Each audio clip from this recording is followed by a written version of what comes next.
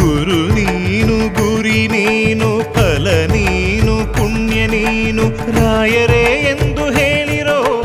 ಕಾಯುವ ಮಂತ್ರ ಕಾಣಿರೋ ಕೋರಿದ ವರವ ನೀಡುವ ಕಲಿಯುಗ ದೈವ ನಂಬಿರೋ